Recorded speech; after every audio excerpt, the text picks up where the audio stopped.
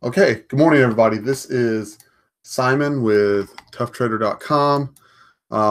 First of all, for those who are joining, if you need to reach me, you can reach me at TraderTough@gmail.com. Moving on with that, quick disclaimer, let's get that out of the way. Past performance is not indicative of future results. This is for educational purposes only. You can lose your backside trading futures. Make sure you have a risk plan. Don't follow me blindly. Understand what my strategy is and the risk involved. You can lose a lot of money trading futures if you don't have a trade plan. If you don't have a trade plan, it's very hard to correct whatever it is you are doing wrong. So make sure you have something in writing and that your trading resembles that something in writing so that you can correct it when things go south on you, and they will sooner or later. Happens to everyone. Okay, so a couple of things. First of all, you'll notice there's a bunch of dotted and dashed lines in here, but not very many zones after this 2657. And the reason for that is there was no place in the chart where I felt I could go, except for that hole where I could go, this is the point where we get to where we should reverse. There just isn't. We're so far down and we're so far in the hole, and the negativity is so very high, okay, that we are due for a face ripper to the upside, okay? In which case, I don't want to be shorting. Now, if we don't get the face ripper or the price action through the course of the day changes or turns around, we'll see it, hopefully, and we'll make a trading decision. I may not catch the face ripper because it may come right out of the first half hour and shoot off and go into trend day up, and I'm all right with that, but I don't want to be short into the face of a market that's going vertical on me back to the upside because it got too far underwater too quickly with too much negativity, right? Now, how will we know if we're in a face ripper or not? That's the question for today, right? NQ's positive after being down 100 late last night, 10 o'clock in the evening approximately. ES is never really got underwater. I think I saw it down 20, maybe 25 points, but it was never really ugly. So two things are going on here. If you'll take each segment, okay, so number one, it appears like our president is starting a trade war with other nations. That translates, no matter what the PR spin is, into increased taxes on the American public. Generally speaking, that is not healthy for a stock market historically. I'm not arguing politics here one way or the other. I'm just saying what's happened historically. Tariffs tend not to work out well for stock markets over the intermediate term, okay?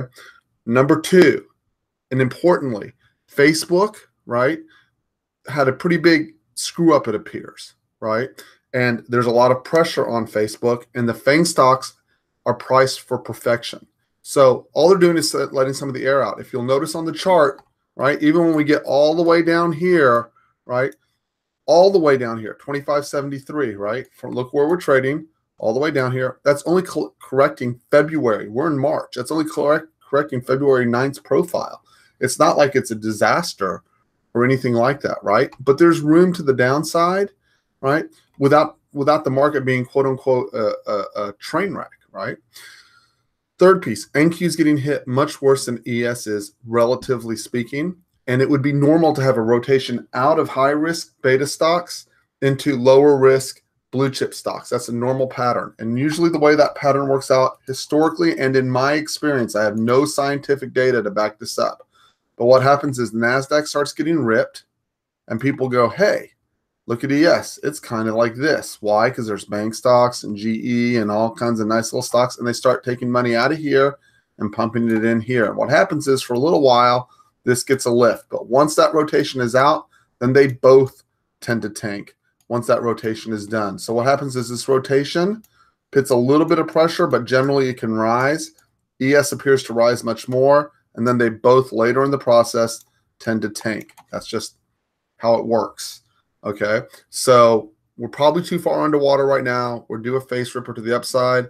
And most importantly, what's changed here is that most traders have gotten used to this. We open up and we either dip down and straight up the rest of the day, or we drift into the mid-morning and then straight up.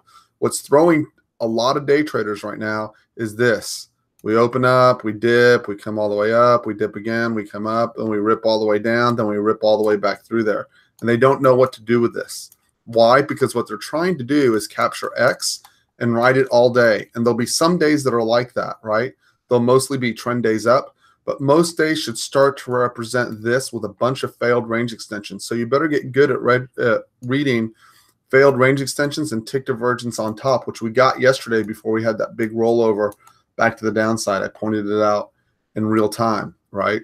So these are the challenges that are facing us right now. And the biggest challenge for most newer traders is the elimination of this and this, because this is what everyone's gotten used to for 5 years, and particularly in the last 2 years, and it appears to be gone for now. Okay, and that's good for us if you have good day trading skills. It's horrible for you if this is what you relied on to make money. And if this is what you relied on to make money, you need to change your strategy, because it's not happening, at least right now. And even a very brief period of this not happening and you getting wiped on these huge rotations down will kill your trading account. Okay, so let's talk about key areas. Let's jump over to the chart for today. Before I do that, let me insert tick, symbol, tick, plot. Tick divergence, again, will be very key. Just to point it out yesterday, what I was talking about, I drew this. This is still here from yesterday. I didn't remove it, right? See that? Here, it's got to be still on the chart from yesterday. Where's the S? Unless I pulled it off. There you go. See that? I left it. I pointed out. Push to the high, tick divergence, roll to the downside. If you're not looking for this formula, both long and short, you're missing a key tell. You should be like Hawkeye for this thing. And anyone in the room, if I don't call it, please, please, please call it out on both sides of the formula. And I'm not talking like, well, maybe it's kind of close. Like there's tick divergence right here into the low, right? I didn't call that one out. And there's tick divergence into the high. I definitely pointed that one out, right? These are creating big rolls both ways. You've got to have your eyes on this. I know it wasn't working for a long time early this year. It's definitely working now. Okay, let's go over to the other chart.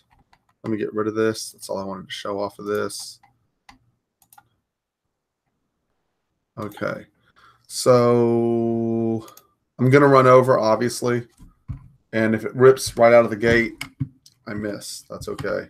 I'm not going to adjust to trying to panic trade. So number one question you should have on your mind. On ES, can we trade above 26.66.50? If we cannot, there is no trend day up. Period. End of question. As a matter of fact, we're opening up and we're trading at 26.52. There's a huge hole in the profile right here. See that? Most traders, most computers, probably more appropriately, are going to look at that and go, we should reject out of that. After that, there's a tiny hole right behind it. I didn't put it at the chart, but it's there. It's actually more prominent because of the space built around it, but it's tiny. That's your second challenge right there, 26.61 to 26.63. Again, I didn't want to light up a million little areas inside the zone. You should write that down. That's the next potential area. It's small, but it's deep. So this is wide. It'll take more energy to push through, but it wasn't quite so deep. This one was deep, and that's how I distinguish them. Okay, again, that's not out of any textbook. That's just years of observation. Those tend to hold. These tend to hold. Okay, at least for counter rotations out, and you'll see our Globex high is right into that 26.52 right there, right? If we get above here, this area is generally poorly defined. Most important part of this entire profile is this right here, 26.85. The auction is completed up. Why is that important? Because if you look at yesterday, right, and you look at the low, I'm going to draw this across.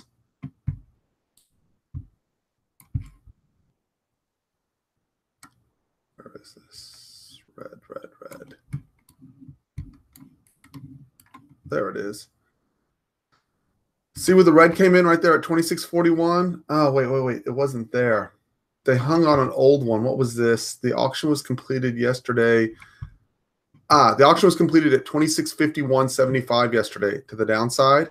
Okay. And if you look how the PA, how that translated, if you look at 26.51.75, so let's minimize that and get another chart up really quick.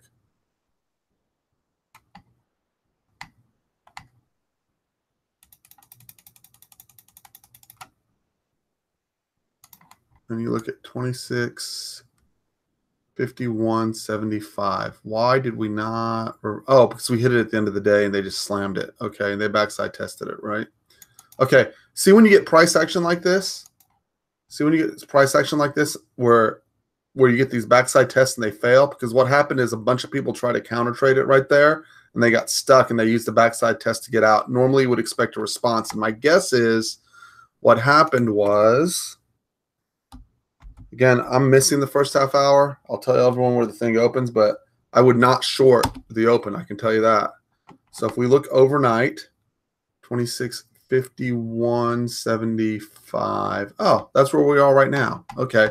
That's where the failure came. That should have been a response back up. That should have been a response back up, and it wasn't. Okay, and you'll see that we're banging right against that this morning. Above there in that part of the profile is repaired. Interestingly, if you look where we came in on the low last night, which was right over here at about 11 o'clock or midnight, somewhere close to that, at 26.17, and you flip back over to the other chart, which is on the other computer. Okay, so this is important if you don't get it. If it looks like Greek, you should learn it because it's important. You look all the way down here at 26. What was the low? 26.51.75. 20. Well, I lost it. Hold on a second. I guarantee I know it's there. 26.16. Okay. 26.16. 26.16. 26.16. 26.16. Ah, there we go. And I have this on the chart. See that little anomaly right there at 26.19.75 and the little hole behind it? That's why I care about anomalies and holes in the profile right there. That's what marked the low of the evening, and that's what I was essentially looking for a reversal back up. That's what I wanted today. And you'll note on the chart, right? If you look at your chart, I wrote, right? ES, where are we? 26. Oh, there we go, right there. Anomaly and small hole in profile. There's a reason why I wrote that there, right? I released this before we hit it or during we were hitting it or somewhere in there. I think I released it beforehand, but I don't remember what time I posted the charts. At any rate, that's why I wrote this. When I write this in the profile, right, what you want to be doing as a trader is going, hey, can I grab a hold of this trade and find a way to swing it out of here? Again, my options traders, guys, I've been telling y'all, look for those anomalies and the holes in the profiles. That's where, so Peter, this is where you want to be looking to set up your swings. And if intraday you can combine this area along with a tick divergence, right, you're golden, brother. That's where you get those big counter rotations back up for big 2 and 3 baggers on your intraday calls, right? So those are important, right? So if you look today, I know in here, Thursday's charts repaired up here at 26.85 1/4. I've written down on my notes, look for reversal patterns, tick divergence, getting underneath my last best seller. Don't try to scale too early in that area because I know the market could get exhausted there. Now, it doesn't happen every time. But if you have a greater than 1-to-1 R to R out of that location, and you even have a 50% win rate, which I can tell you it's higher than that, right? Much higher than that. If you even have a 50% win rate out of those areas, you're going to have a huge P&L by the time the year gets to an end. Okay, so going back to today's chart, this is obviously turning into a coaching session instead of a preview of trade areas, right?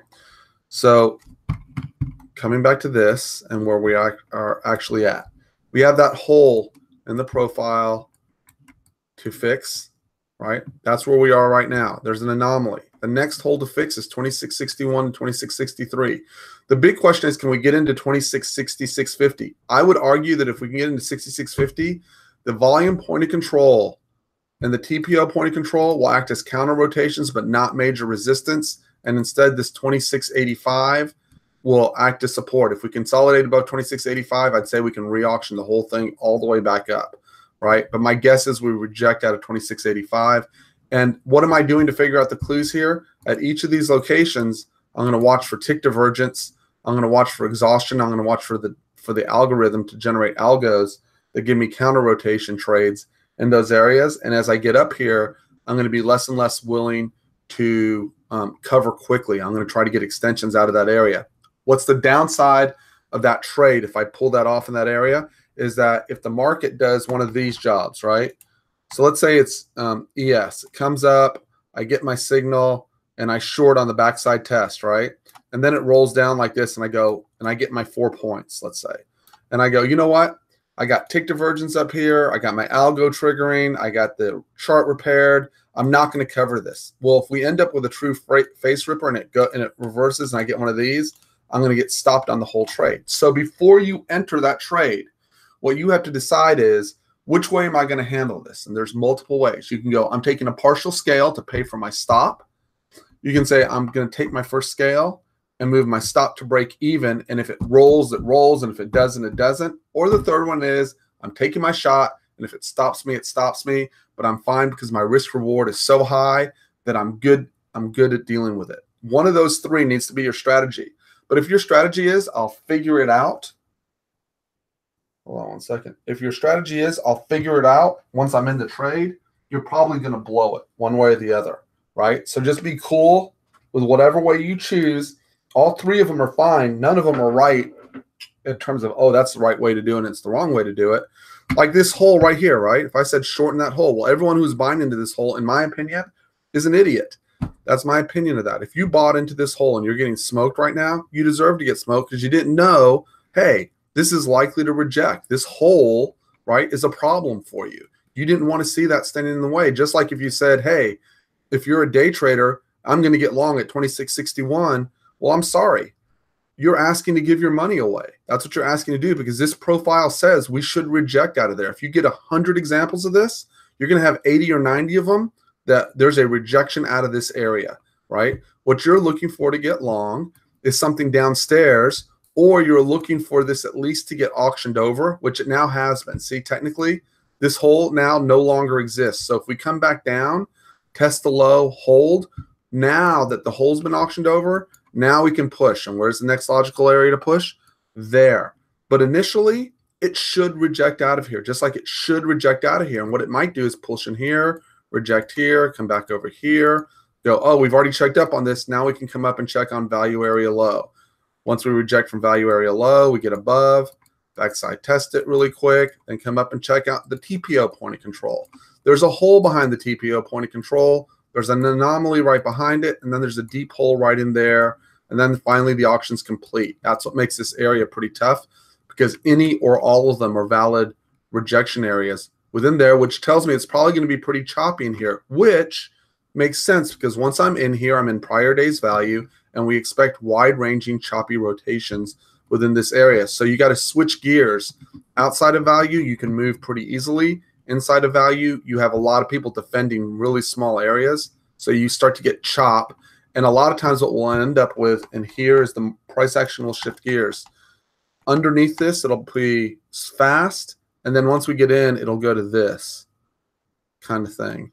Or we're just doing this, right? It's not moving really fast, but it's just grinding through. Then it finally exhausts. And then once it re-auctions that whole thing, then you either get whoosh to the downside or it gets above and you get another big push because once it's out of here, once it's above that last piece of auction, if it can hold above and it doesn't reject, there's no more resistance. And then it can start those big, wide, fast rotations up, right?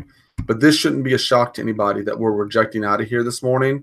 It makes perfect sense. And if I traded in the first half hour, I'd have been shorting all the way through that or looking for an opportunity to short, okay? So the support areas downstairs, right? And I know this is boring to most people, but it is essential to understand. Way too low. Okay, where are we? Okay, see that over there to the right? See where we are right now? Let's see if I can spread this out.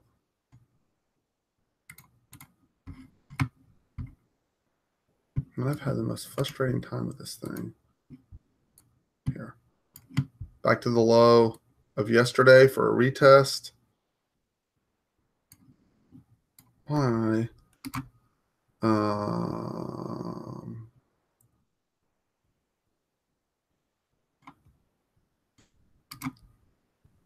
Let's see if I get this right. We're back in February, I think. There we go. Oh yeah, sorry. Okay. Okay, here we are. Where are we trading? 26.52. 26.52. Okay, so we are into. Okay, so it's retesting this low down here at 26.52. That's still within yesterday's range, right? So really what we're looking at is what's below that 26.51. We need to get over to it. There it is. Right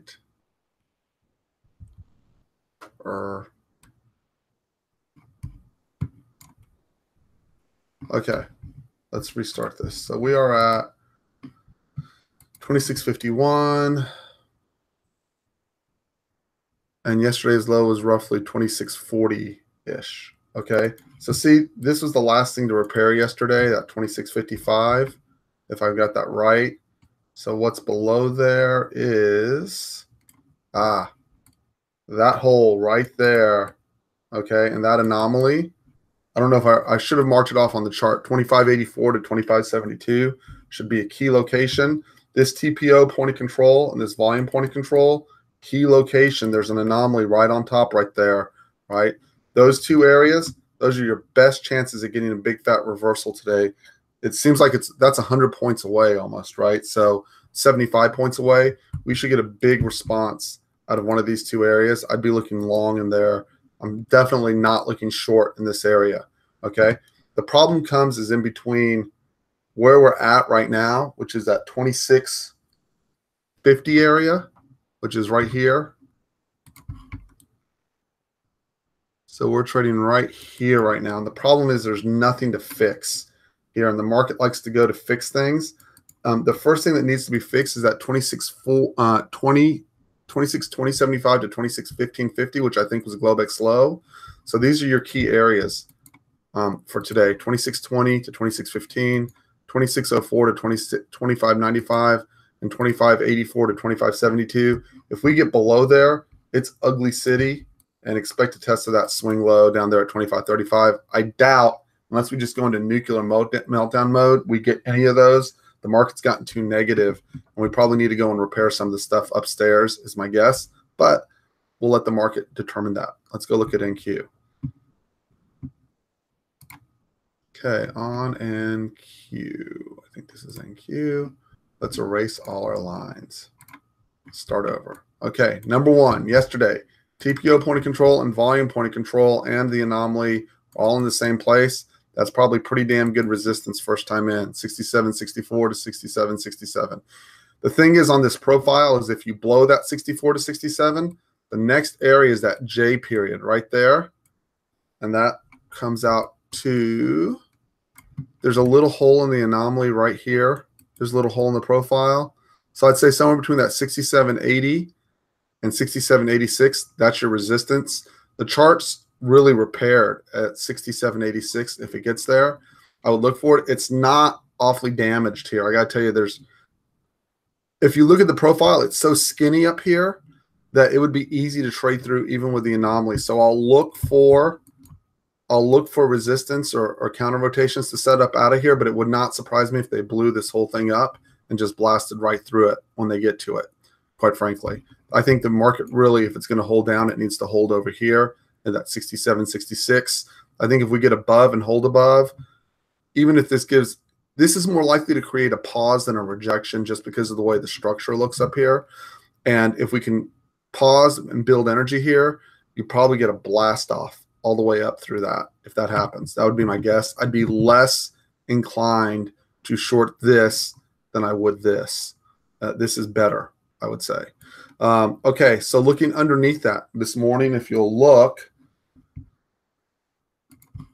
you got a hole in the profile here. This is a pretty small hole. This is a pretty good hole right here, that 67.42 to 67.44. Where are we trading right now? 66.82. What was the high on this? Let's see where they pushed to. 67.21. So we didn't even get there. 67.21. What's down there? Nothing. There's nothing here. We just exhausted is all we did. There's just nothing there. It should have at least been able to put, if we were strong like ES is, we'd be able to push right here. I would expect rejection out of that 67.42, 67.44. The only thing you have to watch for is on the rejection. Does it get back below value area low? That's the only catch to this right here is once you reject, you probably have a nice trade out of 44.42, but you got to blow up 38 back to the downside. If you get the rejection, I would not lean too strong on this without a lot of supporting evidence, right? And then on the downside, okay, so this is yesterday's low. Let's go look at what's underneath. This took forever last night because it's been quite a while since we've been down here.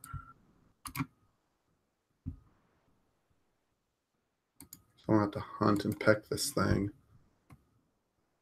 66.88. Really?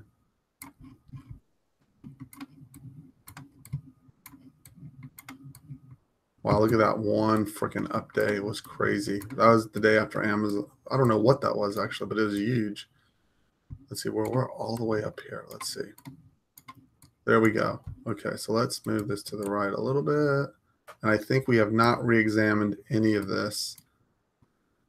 Okay, forget this. Hold on a sec here. There we go. Okay, so just to make sure I have this right, that's back to January. Is that right? No, there's no way. Hold on a second here. My computer's giving me a hard time. Okay, we are here. Below yesterday's low. Let's look to the right.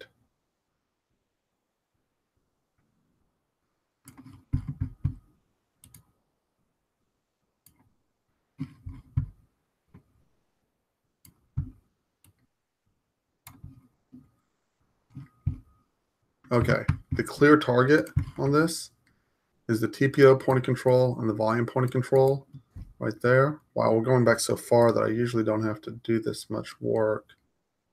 Why am I just having a hard time with this? There we go. Underneath that, back into March, back into February. There we are. Okay, there's the TPO point of control and the volume point of control. Notice, huge hole in the profile right underneath that, right? That's 66.77 to 66.54. I would have normally said that backside test that area, I'd want to be long right into this, right? I'm talking about this right here. That's where we are right now, right? I would look for reversals out of that location yesterday. That's where I would have wanted to be trying my long right behind that at 66.42, which means right where we are right now, even though it's in the first half hour. My guess is they attempt to counter rotation unless the Nasdaq's truly in trouble. We should get a rebound somewhere from right where we are right now. That should end up being the low. Behind this, and I think this is where last night's low came in, approximately this hole lines up at 66.13 to 66.01. Auctions complete at 65.66. This TPO point of control that shows as being naked was almost tested. I would not trust 65.41.75. I want to repeat that. I would not trust 65.41.75. And then, look, if we get below that, that's 300 points down anyways. Just shrug your shoulders and let it go until it starts to show some productive price action in that area. But see how they're trying to hold 66.54? See if we switch this area right here right now. Even though I'm not trading it, I'd like it to come after 9 a.m. But see how we're coming into this. See, there's a hole here. See that? That's why we can't get to the naked volume point of control. I just didn't want to stack a ton of areas up. But see how they're holding that? That makes perfect logical sense that we respond back up out of there. Now, will it be able to hold? We'll have some evidence. This will become the last 5-minute bar that we'll sell against, and it'll start to get productive. What it'll look like, right? So you don't have to buy a falling knife, is we'll get up, and then the backside rotation will test, and that will hold, right? And we'll start making higher highs and higher lows, and we'll start doing this back to the upside.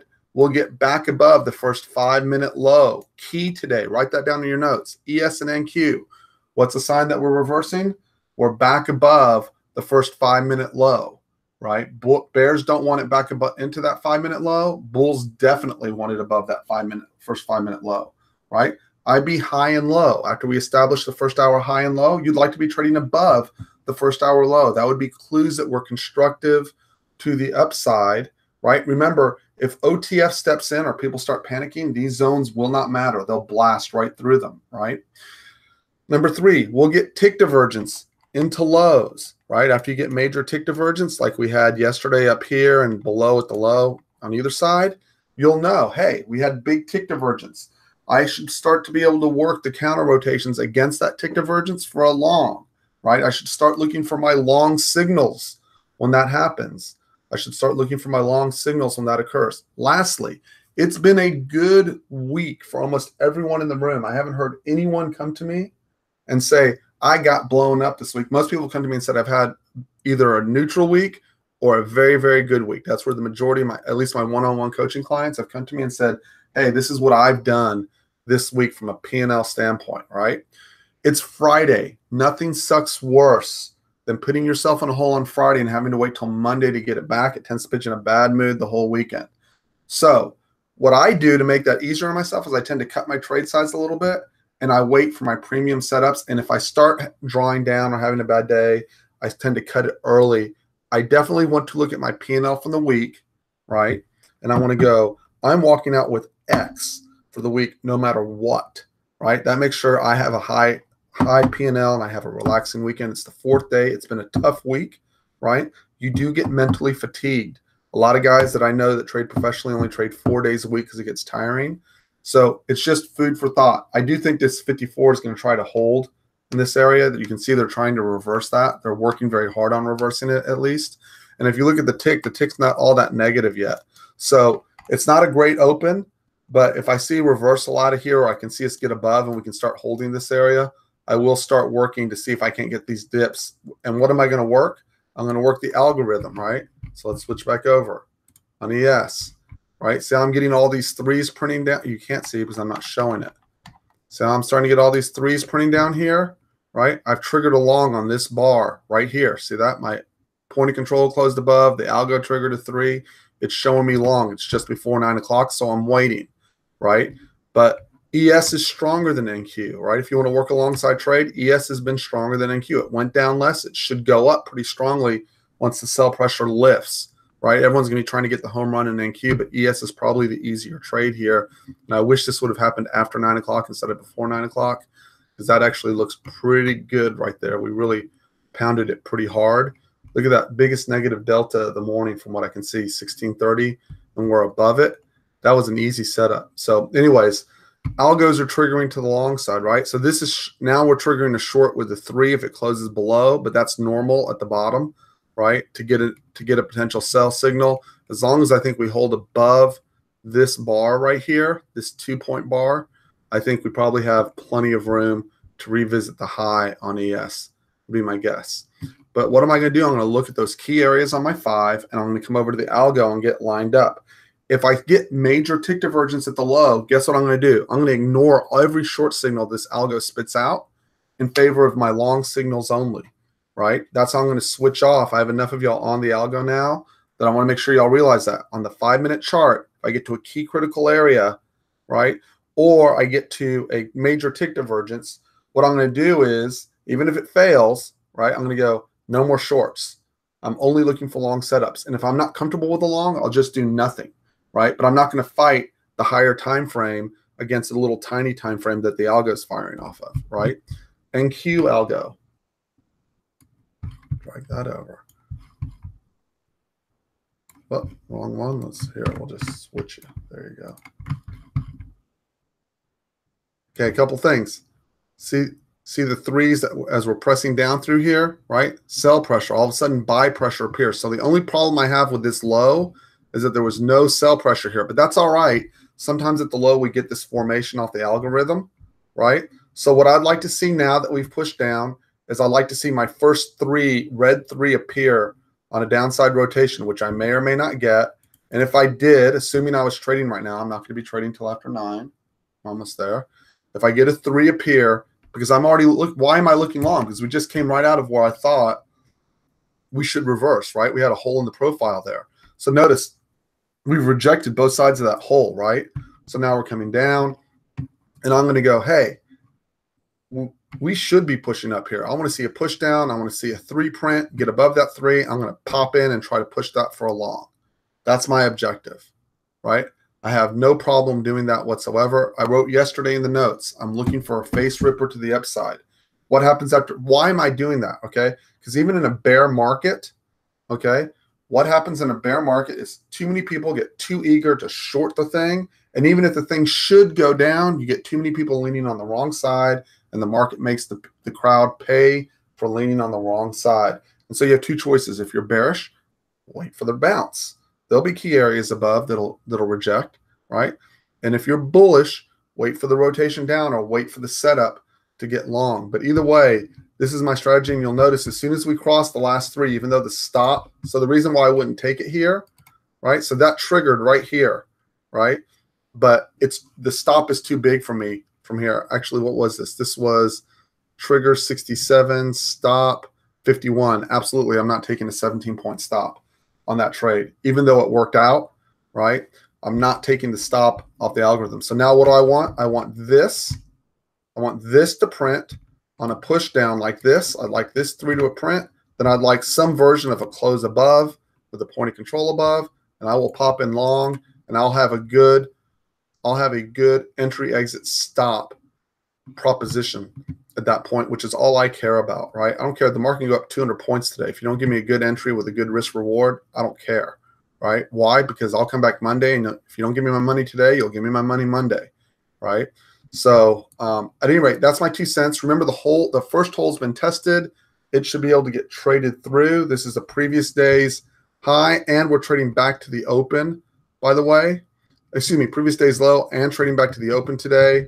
They're going to try to hold it there. Notice I'm getting no short signals off the algo here all the way up. We're not triggering on any of the potential short signals all the way through here, starting with this one. See how we never closed underneath, never closed underneath, never closed underneath, and we haven't printed anything one way or the other. The algo is doing its job. So I want everyone in the room to remember the process. Bigger picture off the daily, then down to the 5-minute chart, then down to the algo to trigger in the direction that we think the market should be going to begin with. And again, I would not be too eager to fight this thing. NQ is almost flat on the day. ES is up 6 3/4. Also, I want to remind people of a very important deal. When the market crashed, so if we have a market crash, when the market crashed, and please correct me if I'm wrong, but I'm almost positive I'm right. I didn't double check my facts. 1987, the morning of the crash in 87, the market rallied 200 points. That's back in 87 points, 200 points prior to actually going to the low of the day.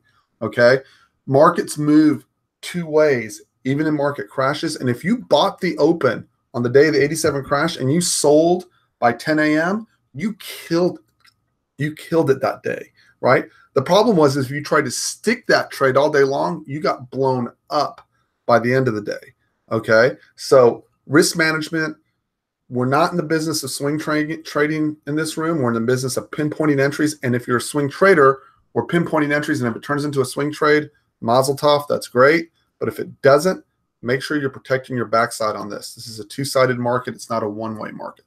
So anyways, that's my 2 cents, guys. I'm just now getting potential short signals up here. So think about this here. When we're getting triggered through here, I'm at the open. I'm at previous day's low. If I get triggered on a short here, I've got to get – so see how I'm getting about to get triggered on a short if this point of control shifts lower on the algo, right? But think about it. We're trapping back inside previous day's low. Where do I want this short to trigger? Above here or below here? I'd like to trigger underneath prior day's low as opposed to above prior day's low where I'm fighting the trap for the push back to the upside. So guys, on the one-on-one coaching, right, that's what you're thinking through is, hey, is this logical, right? Even though this triggered for a short, right, is it logical that I want to take the trade here? Even if it works, is it logical, right? Or do I want to wait for another setup underneath? And then once you decide, yeah, I want this short, this is all good for me, I'll take it. Boom, there you go. You're in business. You can take it. No worries, right? But if you look at it and go, no, they could just backside test previous day's low and rocket ship me through, right? Then, okay, now you've got another trading decision to make, which is to wait to set up underneath key areas so you don't get trapped. Anyways, that's my 2 cents, guys. Those are the levels for today. I'm not in an overly big rush to trade. I thought that 66.54 area was really, really good, and it's unfortunate that it hit pre-market. Let me see if anyone has any questions from the room real quick. Is everyone clear on what my trade plan is today? Did I leave any confusion? Now's the time to speak up. Otherwise, I'm going to refill my cup of coffee. Algos should be firing over the next minute here. So, not mine, market algos.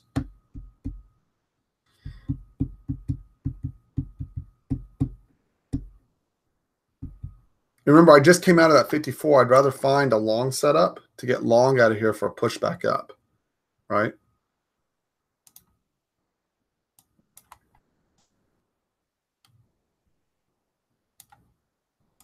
Tick is neutral, not indicative of trend day up yet. And the advanced decline ratio is 1.01. It's not bad. It's not good. It's not. It doesn't show trend day up. Not yet. See, now I'm about to trigger short. See this? I doubt I take it. But see that right there? We didn't trigger short. But if I close underneath this point, now I've got entry, exit, stop. See this? If I close underneath there, my stop will be this swing right here, if, right? And now I would have triggered short underneath, right? But I got to trade underneath that 66.82. And now, by the way, my stop's moved all the way up to 66.92. So remember, I'm not willing to burn more than 10 points on this trade. So my stop has to be this swing. So if it blasts through here, right, and it doesn't trigger until 66.80, I've got to make sure that I get, for my risk reward, that it fills me to 82 or I pass on the trade. I don't want to blow up. I don't want to take 10 and 15 point stops, right? And remember, I've already filled that hole below. So the market's really kind of done its deal underneath. And you can see that's a high volume bar is what that indicates. They're trying to trap above and push to the upside is what they're trying to do there. So we're right at the open. This is a little bit of a battleground. Algo's fire. And the pattern of the algo at 9 o'clock has been push up 10 to 11 points was exactly what we did. And then roll down hard. Ron, I don't have that wrong, right? That's the pattern. Is that correct, sir? Yeah. So the algo has been push up 10 to 11 points and then roll hard back to the downside. And it would now trigger a short on a close below this point. I'd want to make sure I'm underneath previous day's low, and my stop would be the swing. It hasn't triggered yet. You need a red bar with a point of control below this point. So it's set up, but it hasn't triggered. And again, we're inside previous day's low. And to me, the logical thing from the big picture is that we push up, right? I think too many people are short is my guess. So it's unfortunate that the low hit where it hit. It's already up 50 points off that. So, Ron, did you grab the long out of that 54 area, or was it too early for you? Too early, yeah. Did anyone take 54? I did not. Ralph, what do you got here? You got a short trigger at 48.49. Okay.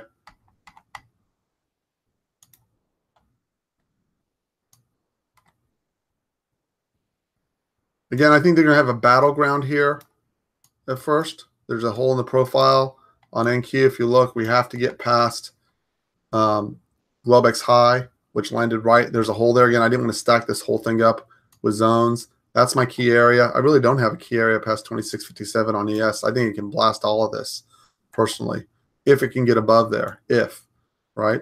So, and now I'll have my first long. So I want to show you all how this algo is triggering, right?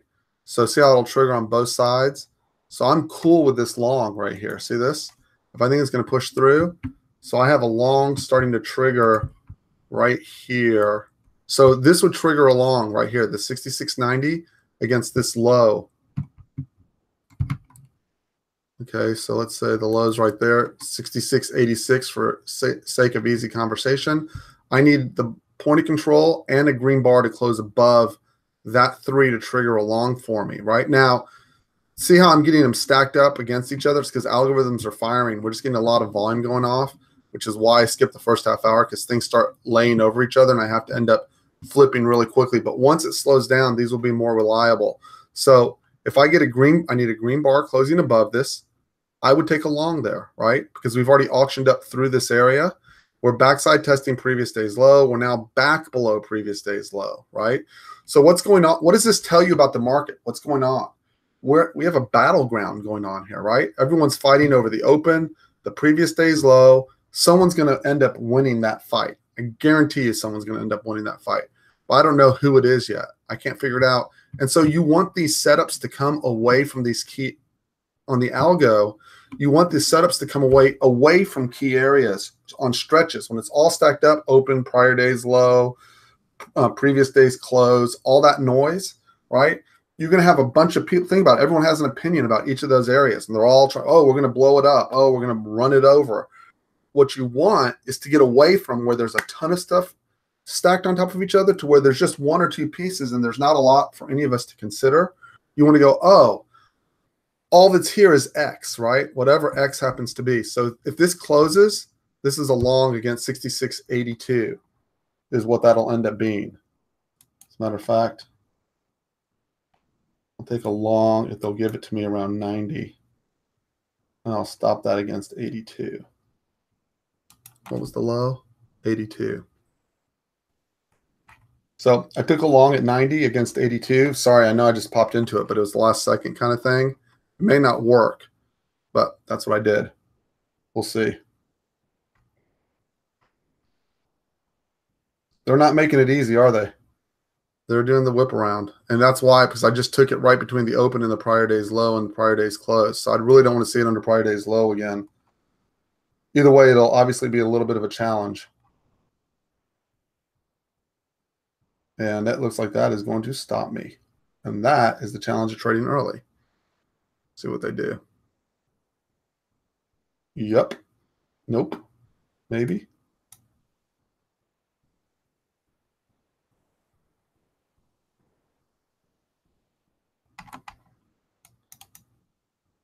Guys, I apologize. I just literally took that in sim because I didn't switch over my DOMs this morning. Sorry about that. I'm fixing it. That would have been a loss, but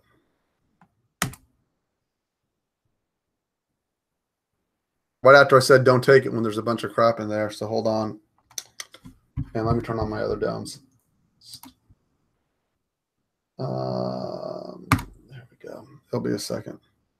Okay, now I'm actually live. That'll be good. All right.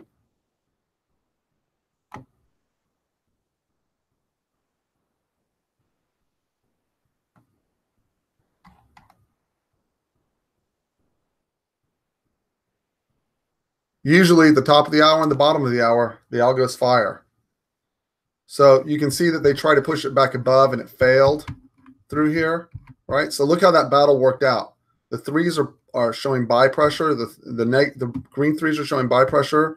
The red threes are showing sell pressure, right? Notice that where we fell apart, see this stack of threes right there? See once we get underneath them, everyone who was trying to push up just lost.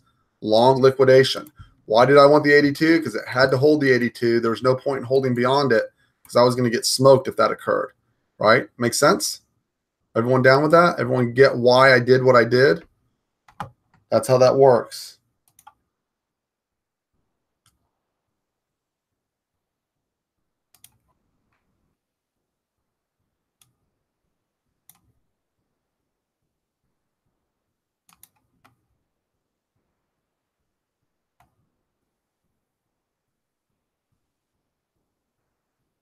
Let's see how they roll it up from here.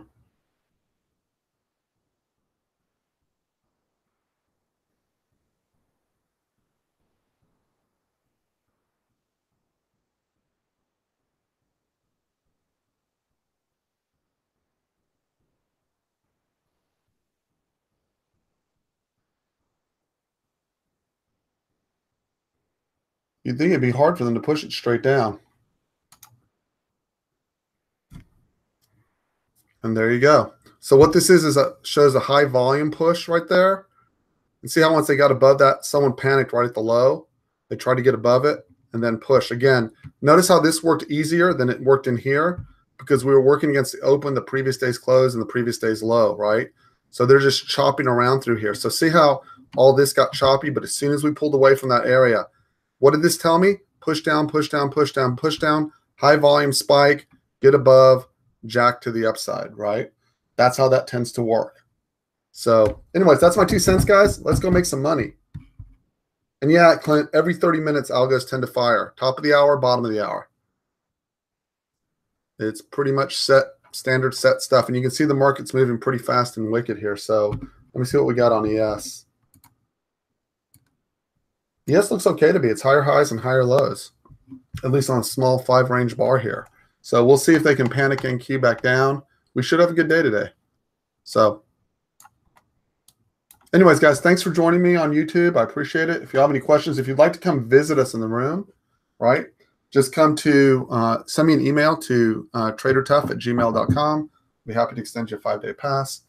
And remember, the important thing if you're firing off the algos is using the larger picture to make sure what you're doing makes sense. Anyways, guys, have a great day, and thank you for joining us. If you liked it, please hit the like button. Talk to y'all later.